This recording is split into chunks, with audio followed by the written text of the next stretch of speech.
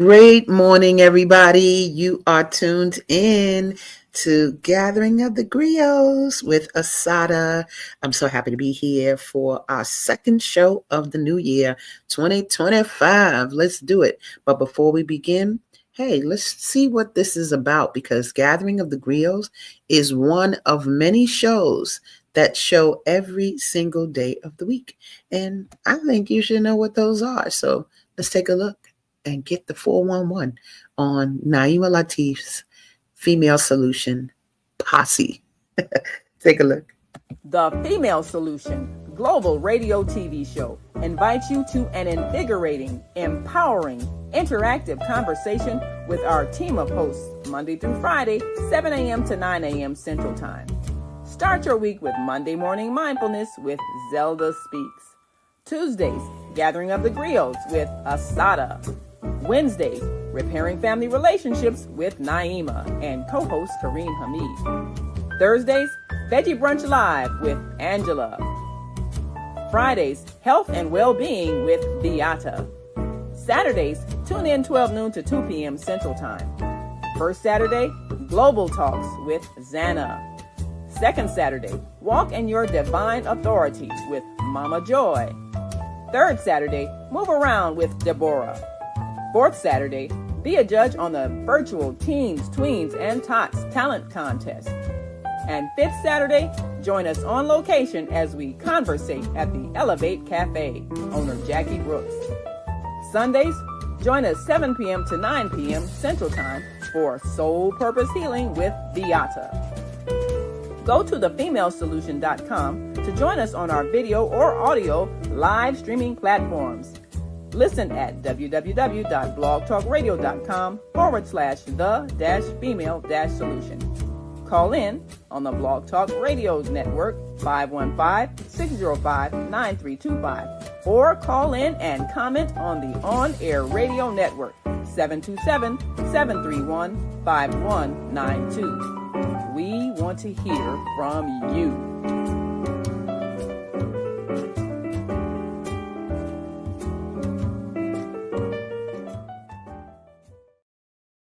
All right, you beautiful people. I have a sister-in-law who says that beautiful people. So I'm kind of biting from you this morning. We are in store for a wonderful show this morning, guys, because this author that I'm bringing to the table, and that's right, Gathering of the Griots is about bringing people who write books to the table or anybody involved with the Soulful Chicago Book Fair. So let's just get that clear because we have our own stories to tell to our own people for our own benefit. All right. But today, I got a sister coming to the table who has, since I met her, grown tremendously. Now we know how people grow as a person, but I'm talking about one minute she had one book. Now she has a litany of books. And I'm like, she has been working big time. So I'm going to bring her to the table this morning. Let us welcome Sandra L. Washington. How are you, my darling? I am well. How are you this morning? I am good. Glad to see you. Head wrapped. Got it done. Mentioned in the background. We love it. So yes, I'm so happy to have you because, like I said in the intro, you really, you've been working because when I met the sister, y'all, in 2020, was that 2022, right? What? Yeah. It was during the metaverse. So what year was the metaverse? Okay. Yes, so 2022, guys, I met Sandra. She was one of the brave, fabulous authors who came into the metaverse with me because we opened up the Soulful Chicago Book Fair into the metaverse because we were on lockdown still. We weren't really, able to have book fairs out and have groups assembling. And it was one book, but now today we're not talking about one book, baby. We are going to talk about Mentee that you have brought to the table. But what I love is that you've kept the theme of all the books consistent so that you as a package, it's like, oh, you rocking with Sandra, you're going to know about the medical industry. You're going to learn about that. And so, I want you to I guess, start talking a little bit about Medi Helps, because you got on a t-shirt here. And what is that? That seems to be the umbrella organization over all the books. So just talk a little bit about that organization for me. It is Medi Helps LLC. It started off as a patient advocacy firm, meaning there was things that we could do and there was things that we had to do because we had to respect the fact that I was still working full time. I'm still working full time in the industry. So I had to respect the company I worked for, because that's who was actually paying the check for me to be able to do the work that I was doing. But it started off because I was hearing stories about financial disaster due to medical debt. So I started the patient advocacy firm to be able to teach people, not for me to do it myself, because that would have been a conflict of interest, but for me to teach people how to look at their bills. No, you shouldn't receive a bill. Pay it just because you received it, to keep them out of financial debt. And that's why I wrote that a lot of times that we're in financial debt that wasn't theirs. So that's why I actually started Medi Helps, was to help our community stop being, the ones that were debt, full of debt, which we didn't have any, we weren't supposed to be there. So I started Medi Helps in order to do just that, help people, especially our community, when it came down to medical concerns, finding a doctor, medical bills, whatever it was. That's actually what I started off Medi Helps doing. Let me ask a question, because I don't understand it. What do you mean having debt that wasn't ours? How does that occur? I don't understand that. Plenty of times when you work for an insurance company, what happens is that it's all about getting the bill out. So it's all about billing the patient. And if it's theirs, they pay it. Or if they think it's theirs, they'll pay it because they don't want it to be reported to collections. But a lot of times it wasn't theirs to pay. Maybe it was some coding that was wrong. Maybe it was the simple fact that you didn't see this doctor where they say you saw this doctor at. And I'll give you a really quick example. About 10 years ago, I worked for another company, still in the medical field. Okay. The patient saw the doctor in the hospital in the hallway. In the hospital, and billed her as an outpatient visit. Well, she didn't pay it because she didn't know that she saw the doctor in the hospital. She had no idea that she knew she saw the doctor, but why was she getting a hospital bill? Because she saw the doctor. She didn't understand that. That wasn't hers to pay. That doctor actually had no business seeing her in the hospital, in the hallway of the hospital, but he didn't have his own practice at the time. And that's how he was actually able to bill her. And actually the case wound up in court because she didn't pay it. She didn't know she was supposed to pay it. She wasn't supposed to pay it, but it appeared on her credit report, and she had a hard time getting it removed from her credit report. Things like that, because we just pay it or we don't pay it. Whatever we do, we're hurting ourselves. And as I tell people all the time, the little yellow school bus that comes down everybody's block,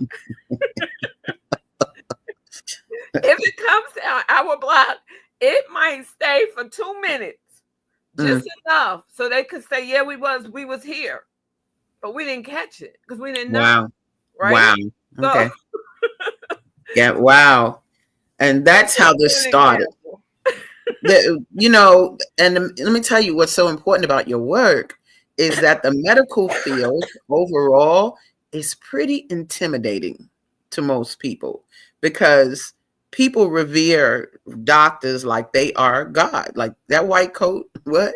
It's like they have the final say. Everything they say has to be correct.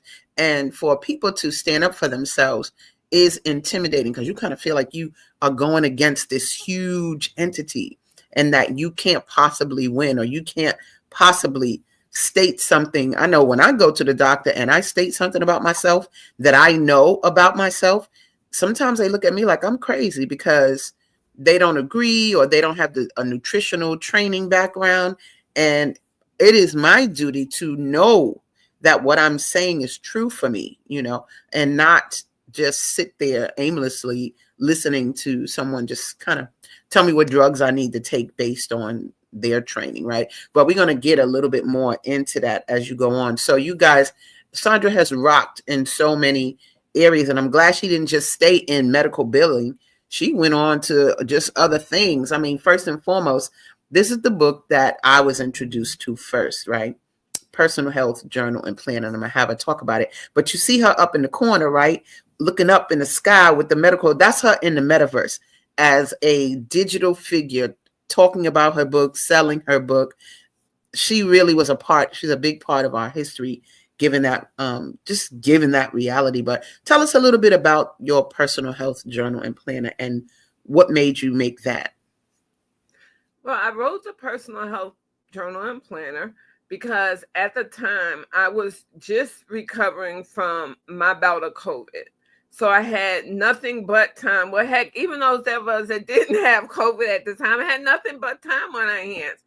And as a researcher, as a medical and healthcare researcher, what I would do was I would listen to the stories that were being told on TV about the number of people that were dying from COVID.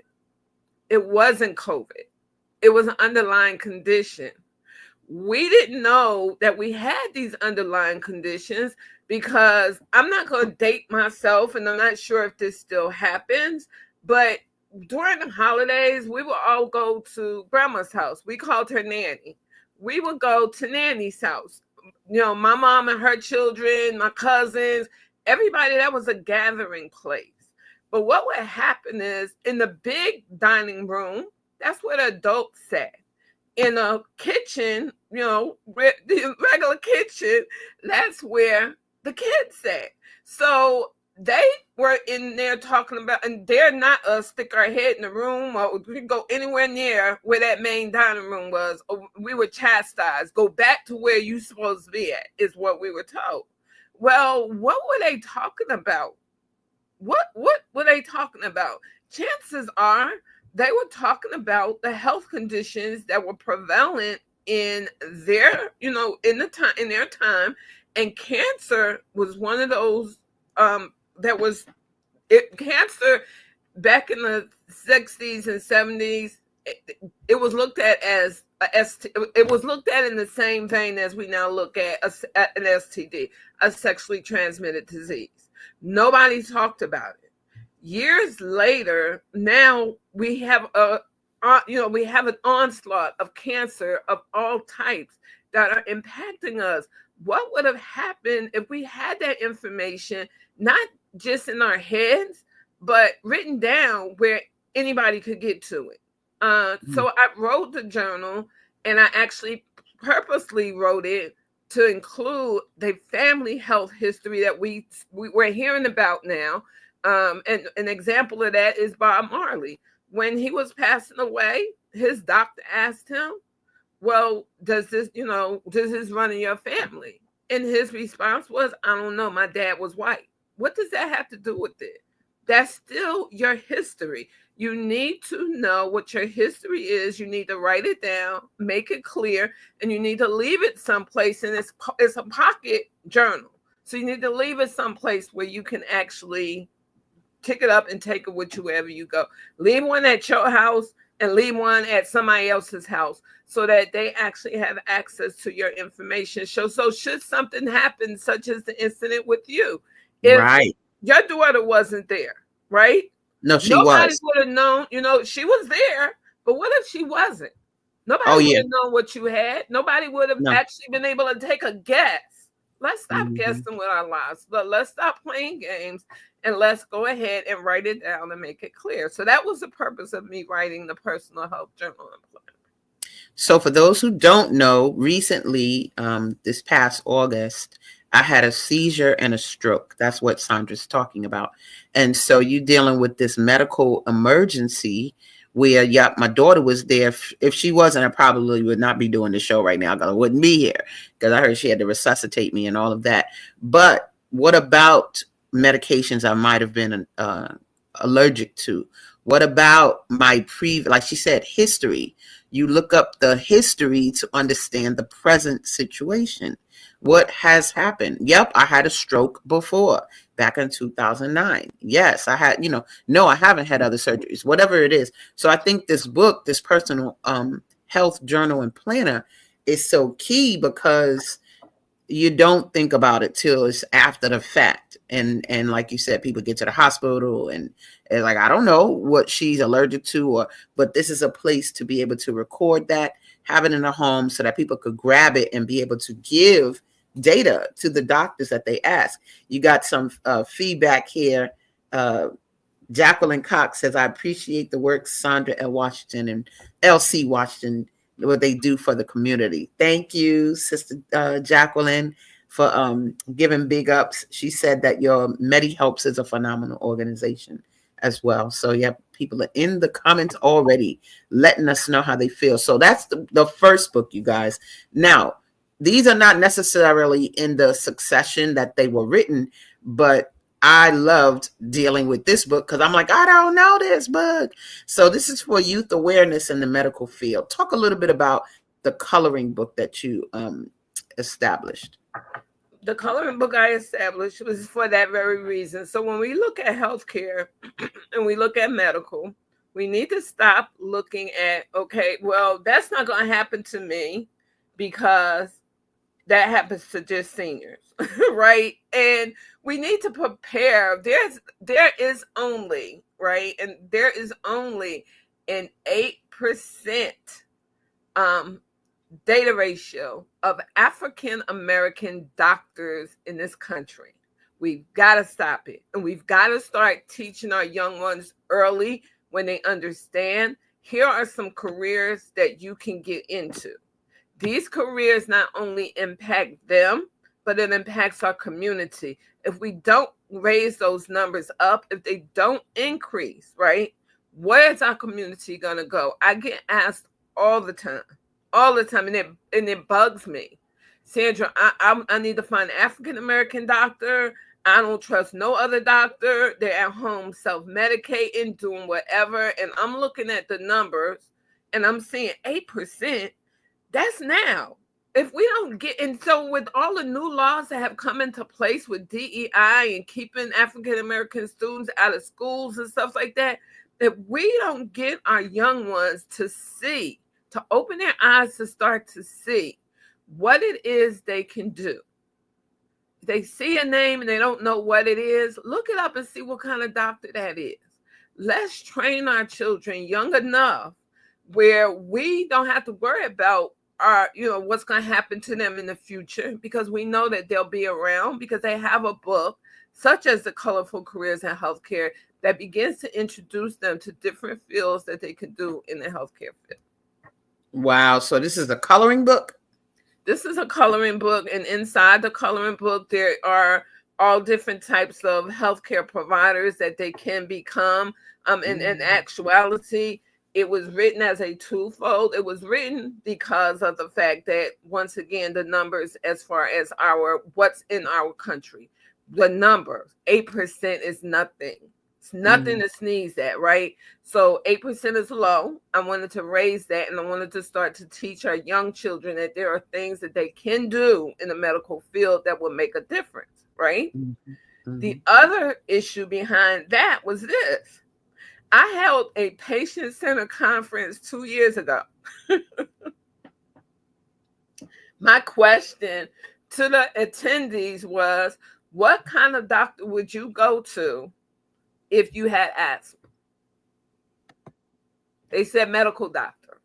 Medical doctor is good, but why would you go to a medical doctor when you can actually go to a doctor that went to 4 additional or 8 additional years to become a specialist to treat lungs?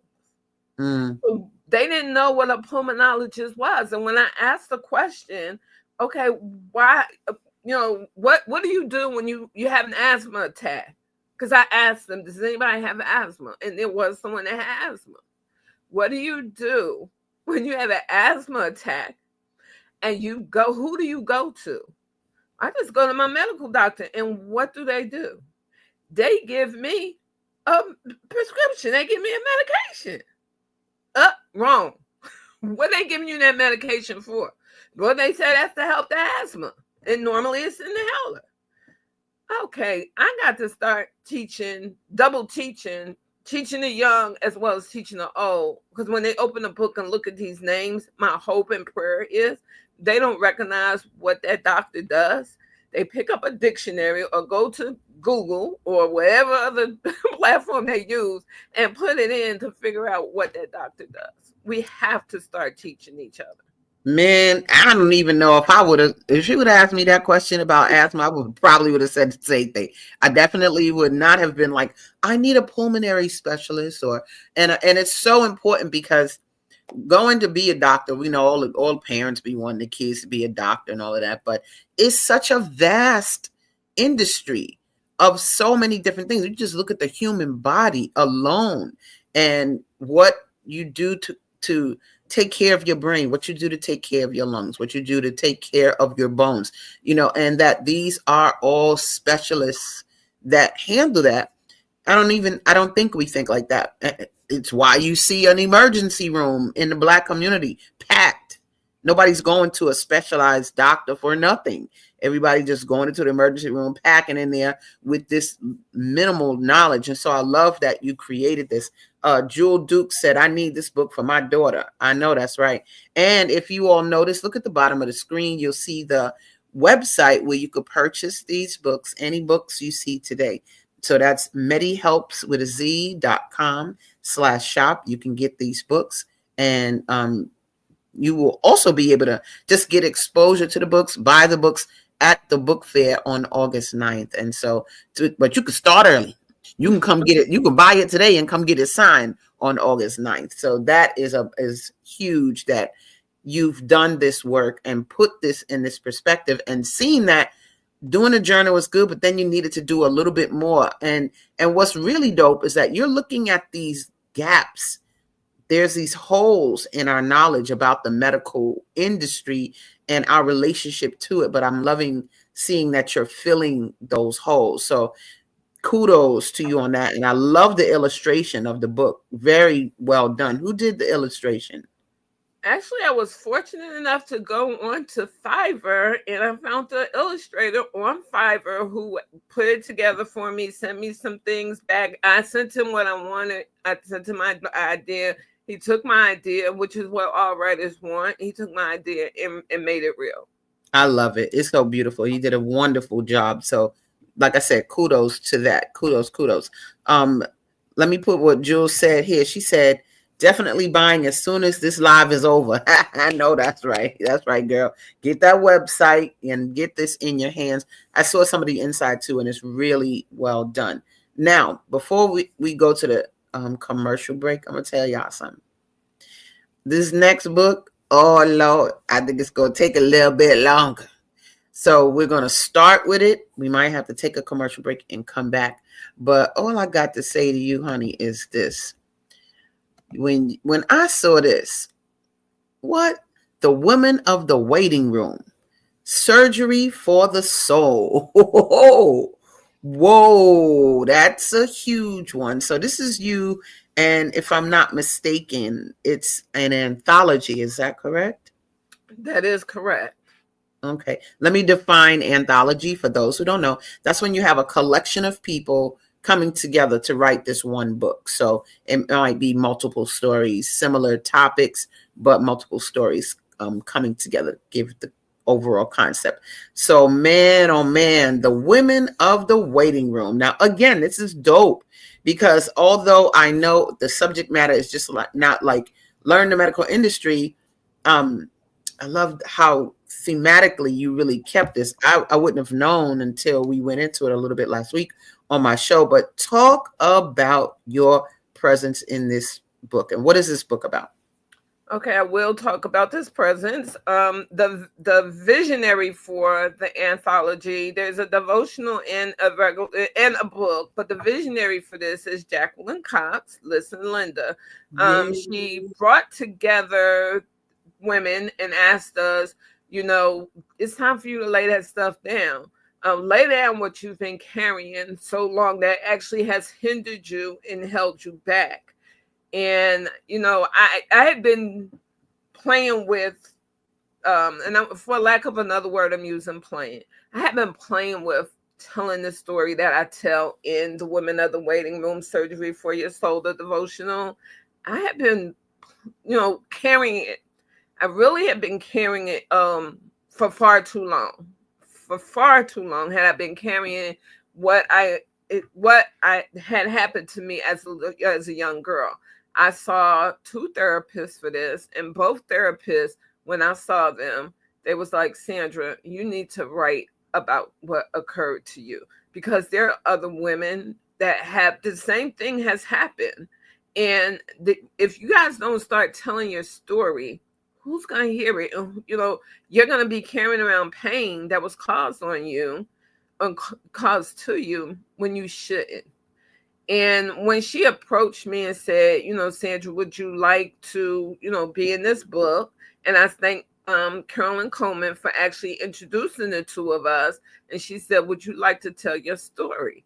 And at first I was like, yeah, I toyed with it because my mom was still living, and I didn't want to bring my mother any pain or any shame in her life, because as a single parent raising 5 girls, she did all she could to raise us in the proper respect and the proper aspect. She had no idea what was going on when she was dropping me off at my grandparents' house.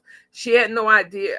I didn't tell the story. I kept it in me. I did tell my mom finally when I was 40 what occurred. And I told her, after much coaxing from my loving husband, who told me, Sandra, tell your story. Make sure you tell it. It needs to be told. And so that's what I did, was I told my story. My story is called The Secret. And aside of we need to take a break, we could take a break, and I will actually talk about The Secret when we come back from the break. So we got 3 minutes, but yeah, you gonna hold that for 2 seconds, okay, because I'm gonna tell you something.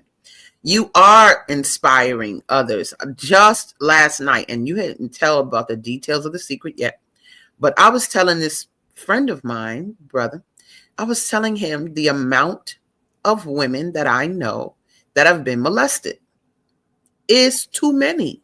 I said, I might know 5 women on just one hand that have not been. And I know hundreds and hundreds of people. But this telling of the story, you got to either get it out, you got to confront it. Our families make it taboo so that we don't speak, we don't snitch, we do all this nonsense. But then we have so many layers of relationship problems and unclear relationship boundaries. And this it's a song out this girl got called Black Folk, but there's a line in there that says, with all the excellence we be talking about, she'd be like, and sometimes it's sneaky uncles, and it's like, what, family members that we have to deal with this topic. And so yeah, I just want to give you kudos again for your courage in dealing with The Secret. We are actually definitely going to come back. We're going to take a break right now and come back so that we can get into that book and listen to your portion of The Secret and the Women of the Waiting Room. And so you guys don't go anywhere. There's so much more to grow from. So we'll be right back after these messages.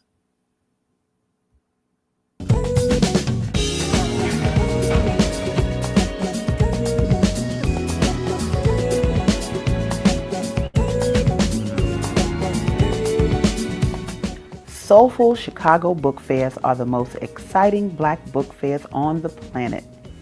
Born in July of 2016, Soulful Chicago book fairs have both increased the literary marketplace for Black writers and given lovers of Black literature places to find books about the Black experience the world over. The main summer book fair stretches 4 city blocks on 61st Street between Cottage Grove and King Drive. Each block is characterized by its own genre, donning the works of fiction authors, nonfiction authors, and children's authors.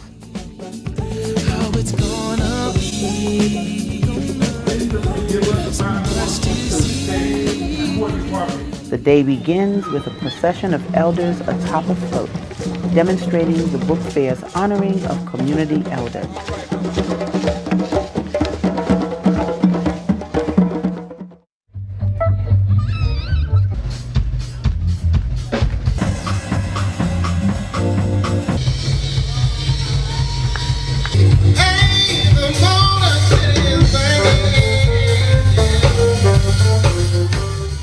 The entertainment of the Soulful Chicago Book Fair has been second to none. Audiences travel to its Grammy-level stage, which has featured musical artists such as Eric Roberson,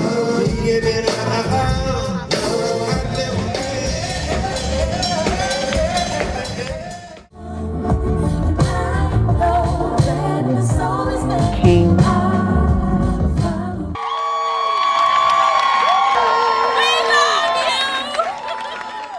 and many of Chicago's multicultural talents.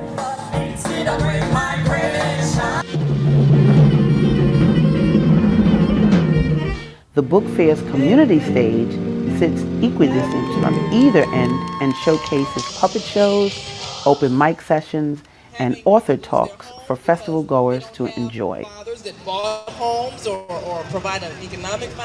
Aspiring authors have enjoyed the Soulful Chicago Book Fair's lineup of helpful workshops on publishing, writing for children, and legalities of the publishing industry and more. From its exhibitors to its entertainment,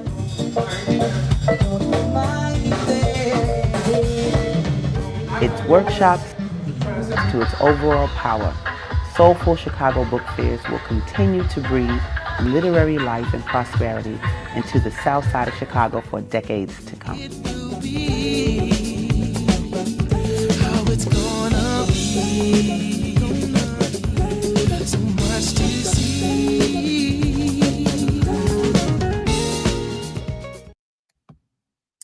All right, now let me bring myself back with my girl. You guys, let me just say, and let me take this off the stage for us. Let me say that, if we love your support, we would not exist as an entity if it wasn't for the community. So you see our website down at the bottom of the screen, soulfulchicagobookfair.com. Make a donation today, my darlings. Just go to the website. You'll see a boop. Animated button for making a donation, because as you can see in that event, and you can see behind me, look, boop, boop, boop. We don't, those black people buying books, they're not there to buy incense and shea butter. They're there to buy books. And so this whole myth that black people don't read, or if you want to hide something from a black person, put it in a book. Somebody said that, that's a hater. Believe that, because it's evidence that we are out here to buy books in droves. And we'll be back again August 9th for our next one. So, my girl Sandra, let's get back to your book right now, honey. Let's get, this is the book. Let me make sure I get it up here. The Women of the Waiting Room. And so you said that your book in this anthology is called The Secret. So talk a teeny bit about it. Don't give it all away. Plus, we have more books of yours, at least 2 more to talk about before we leave today. Oh, hold on. You're on mute. Let me take you off. Okay, go ahead. Continue. Before I go further in talking just a little bit about The Secret, what I do want to say is this. While it actually is like it actually is a move away from my traditional writing of healthcare and medical, the healthcare medical field, what I do want to say is this. It actually is directly tied to the healthcare and medical field, that of mental health. Not only mental health, but physical health, because there are things that, as I was growing up, because I was keeping all of this inside, was mentally psyching me out, like mentally making me feel as though I was unfit or I was unworthy of love. Having me hear different things being said about me without someone finding out, okay, why is she doing this, right? Doing things to my body physically that I shouldn't have been doing, but I was doing it because I felt like that was the only way that I could find love. So it's just a mental and a physical psyche, which is so closely tied to healthcare and medical. But back to The Secret. What I want all parents to know, all grandparents to know, I want you to read my story, so I'm not going to give it away. But what I want you to know is this. If you have a young person in your life and you see them spiraling out of control, don't call them lazy. Don't say they don't want nothing. Don't say they the average teen. Don't say that. Ask them. Ask them. Why you acting like this? Have that conversation with them. Why are you acting like this? If you feel as though you're not capable of having that conversation with that young person, and it doesn't have to be your own child, it could be a niece, a nephew, a student, anyone that's young. Ask them what's bothering them. If you don't feel comfortable asking them bothering them, get some help. Reach out to somebody and say, hey, I see whoever going through these changes. And before I put them in a pool where they don't belong and label them where they don't belong, I want to actually have someone talk to them, and you can get someone their age. It can be one of their friends. Hey, find out what's going on and let me know if it's something I need to know. Don't have them walk around keeping that secret, locked inside of them, unafraid to say anything, because that person, maybe in my case, my grandfather was a deacon at the church. Everybody looked up to him. Nobody knew what he was doing behind closed doors other than me and the good Lord. No one knew that, because they looked at him on a pedestal where no man or no woman belongs to be at. So ask that child. Stop that child from spending years and years and years of their life trying to figure out what's going on and just seeing them spiraling out of control. There's something there that needs to be talked about. It may not be incest. It may be something else. But find out what it is, because if you don't, there's a great chance that they're going to go through life doing what I did, which was holding on to pain and allowing that pain every once in a while to sneak in and attack me. I just so happen to be blessed with a beautiful, loving husband who said, no, I'm going to go here with you. I'm going to do this with you. We're going to get through this. And encouraged me to write my story. Encouraged me, saw the pain and the tears that I was going through, but encouraged me to write it. We've got to stop putting these labels on our children that they don't deserve. And women, we got to stop. I'm not going to even say just women, because it happens to men as well. Adults, you got to start talking about it. Listen, Linda allowed me to tell my story, and what little bit of revenge and hurt that I felt inside when I wrote it down, and I called my family and I told them, this is what happened. I want you guys to know before it hits the market. I'm not trying to, put the family on blast or anything else, but I want you to know I was encouraged to tell my story. I was, my sister apologized, and I was like, I love you. Why are you apologizing? You couldn't stop him. Like, let's stop apologizing, but let's make our story clear, lay it down, and push it out there. And I've had women come up to me at book fairs and say, hey, Sandra, thank you for telling this. This happened to me. So therein lies the secret. Please talk to your children, please. Oh, that sounds like a good one right there, baby. Y'all, let me look. You see that website at the bottom of the screen, medihelps.com/shop. Yo, you can get access to this book right now, period, point blank. And August 9th, come and get it signed, get your picture with Sandra at the Soulful Chicago Book Fair, August 9th. So thank you so much for sharing your testimony about you didn't give it away. So thank you. You left enough for me to figure out, like, wait a minute, I think I need to get that book. But you've done more. You've done even more. So let's keep it moving and let's look at your next book. This book, and there go that good old husband. Mwah, mwah, mwah, mwah, mwah. There you go. What up, Larry? Oh, that's my metaverse baby. That's my metaverse baby right there. So you did a book called Test Your Medical and Healthcare Knowledge, which is great because it speaks to some of what you were doing in the other book as well with the coloring book, but this seems like it's not just for children. Is it also for adults? This book is specifically for adults, and this book Okay. specifically is tied back to the patient center conference that I had 2 years ago. I Okay. took a hit for it because I had people approach me and say, Sandra, you didn't ask me to be in your conference. You didn't ask me to do this. You didn't ask me to do that.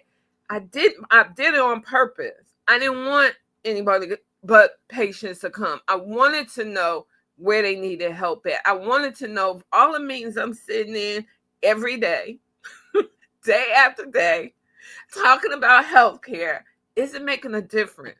And what I found out was no, it wasn't making a difference. I gave an example earlier of the patient who I asked, well, when you go to the doctor for your asthma, what are they doing? And she told me that they was just giving her medication and sending her on her merry way, right? I'm like, okay. There was even more that was brought out from patients during that conference that allowed me to know, okay, Sandra, you got your finger on a pulse. Push that pulse a little bit harder. So it's 100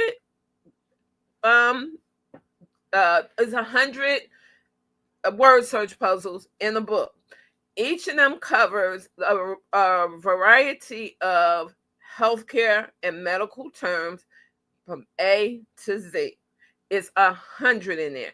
Wow. I purposely did it like that because once again, it's not about me teaching the patient about the information they need to know, or I should say reaching. It's about me teaching so that they can teach others. We in this community, we have to pay it forward.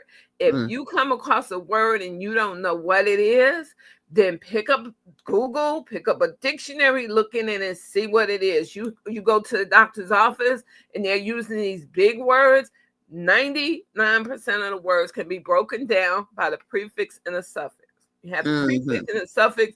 You know what they're talking about. You'll know better what they're talking about than you going to Dr. Google and going to some unknown website Right. and trying to figure out what they're talking about. Right. You need to know. These are the things that you need to know. You know, I am so appreciative because this is such a rare topic.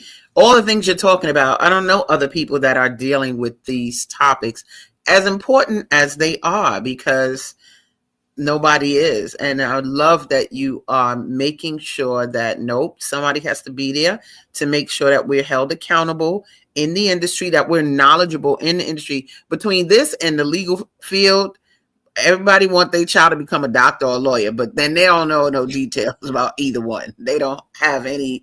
Now they can't even sit at the table and have a competent conversation with those specialists because they don't know. But the fact that you're taking the time to create tools that people can use to get that data, I think is so important. I wanted to get some of the comments also. Jewel Duke said, this is about your previous book. She was like, it's so scary. I don't trust about anyone with my kids. That was about your previous book in the anthology of The Secret, your section called The Secret. And then she also said, thank you for sharing your story. So thank you again. That's right, for doing that.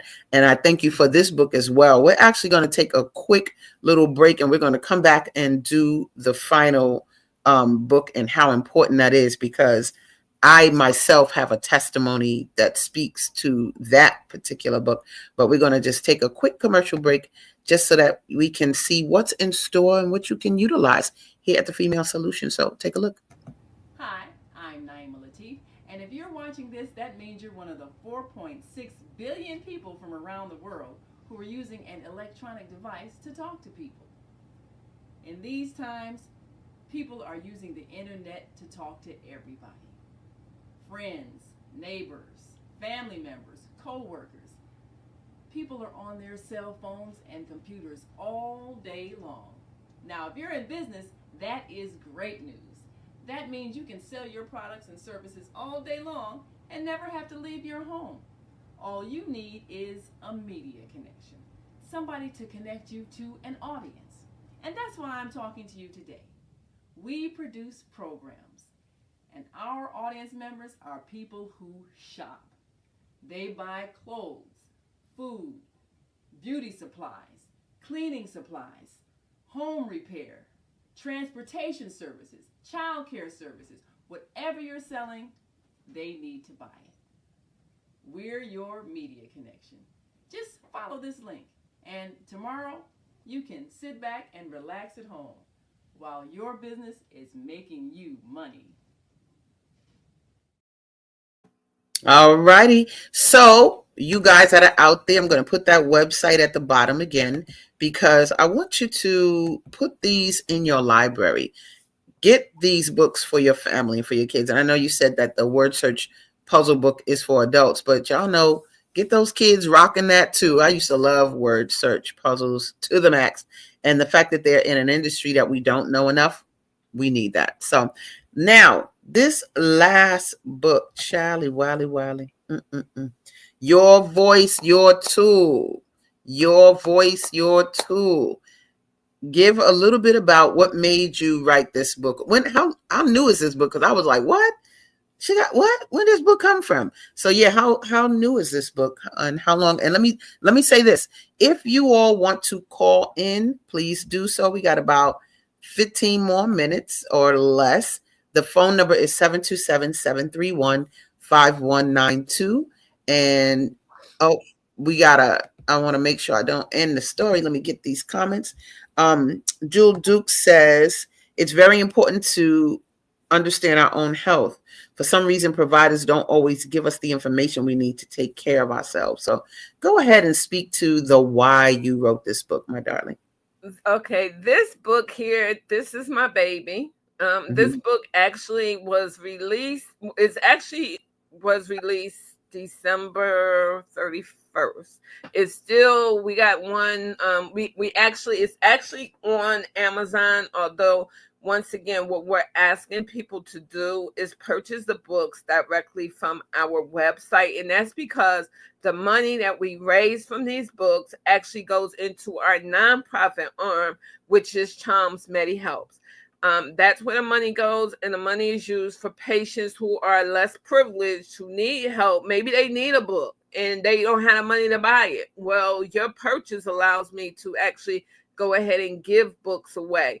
Maybe they have to, in our community right now, our seniors need adult diapers. They're very expensive. We have a way of getting the diapers so that the seniors can get them. However, we need help because right now we're funding 110% of what we do. We're funding out of our pockets. So do we need help? We certainly do. If we have you go to Amazon and purchase these books, Amazon is going to take a percentage of the money from the sale of the book. The patients won't see it. We got to stop that. The patients won't see it. And we, will be limited in the amount of help that we can give our patients that do need the additional help, which is why we asked you to go to our website. This book, while it's up, we actually have one last read through that we have to do on the book before we feel comfortable. And it should be no later than the end of this week. Before we feel comfortable with telling people, okay, you can go ahead and purchase this book. But your voice, your tool is, the backdrop of your voice, your tool is my COVID situation. That's the backdrop.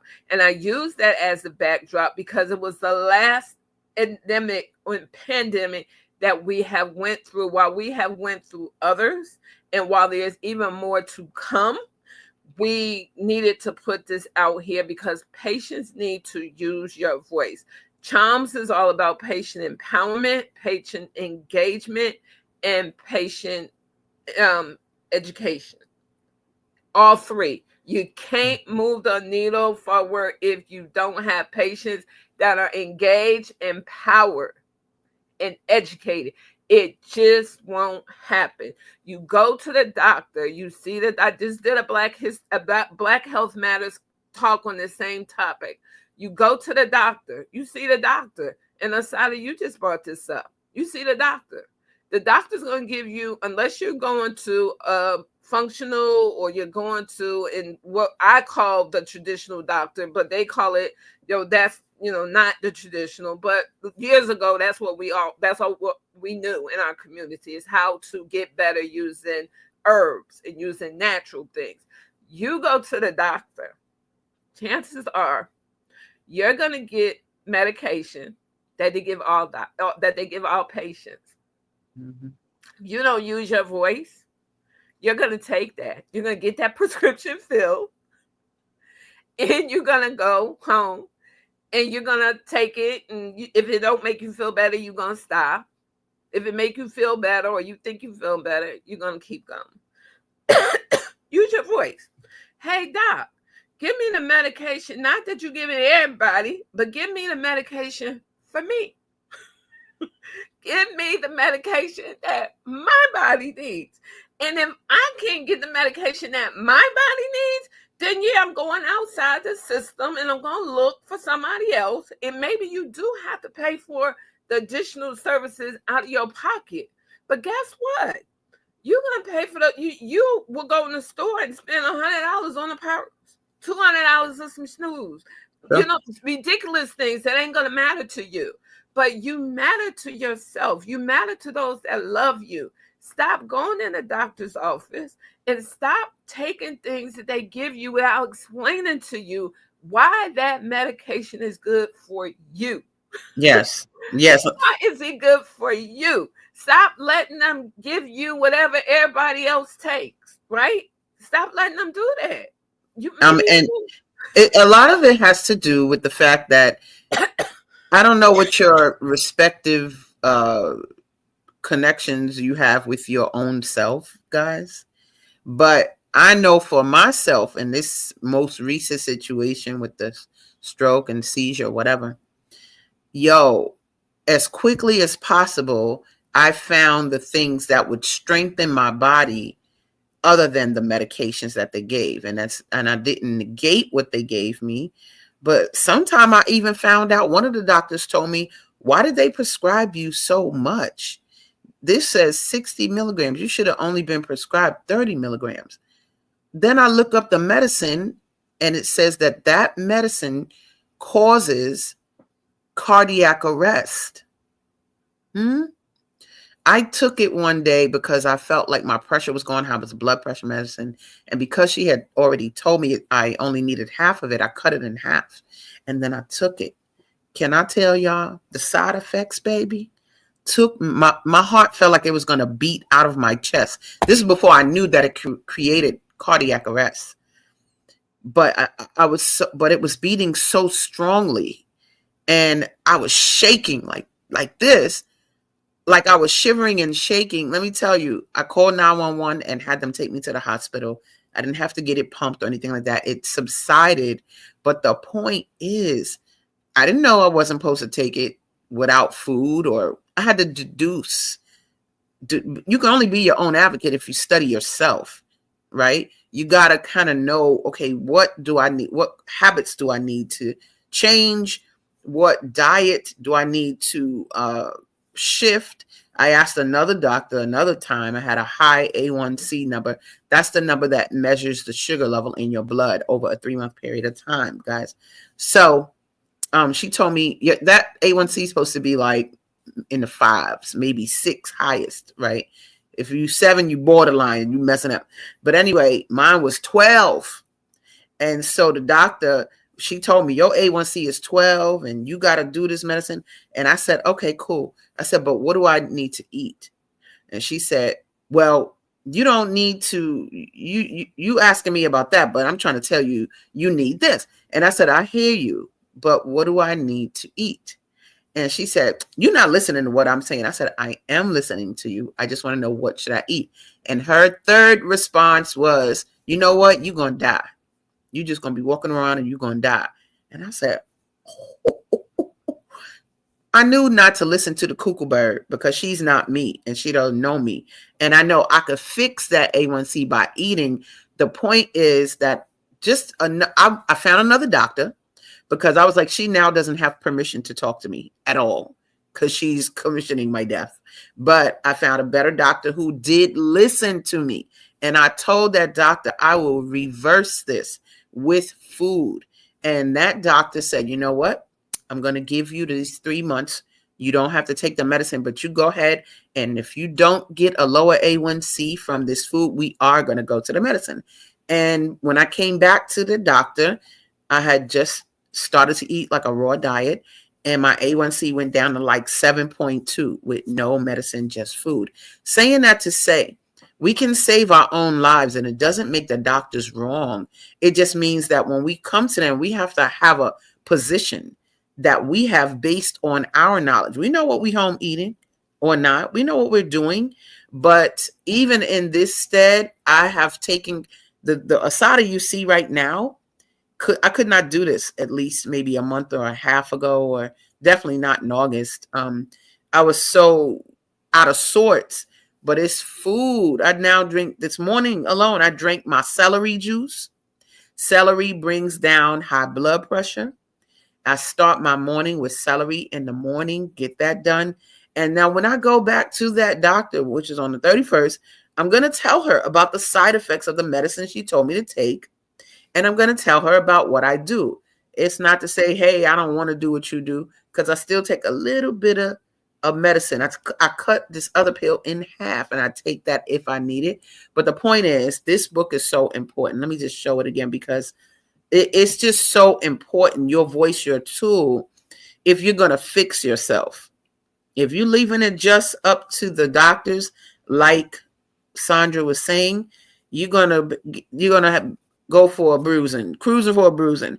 But if you speak for yourself, it is going to make a world of difference. We're about to end this show. It's over already. I can't believe it. Give us some last words of wisdom, Sandra, that you want to leave people with before we go. There are two things I want to say. Each and every one of us are patients. Whether we are a proactive patient, meaning we're handling business up front, whether we are an active patient, meaning we're currently seeing a doctor, or whether we are a retroactive patient, meaning we wait until something happens before we try to fix it, which we shouldn't be doing. Each and every one of us falls into being a patient. There is actually one last thing I do want to say, because I see Naima Latif wrote, we need to encourage our youth to go into holistic healthcare. We need to encourage our youth to go into whatever healthcare path they need to get into, but we definitely need them there, because they're 8% now.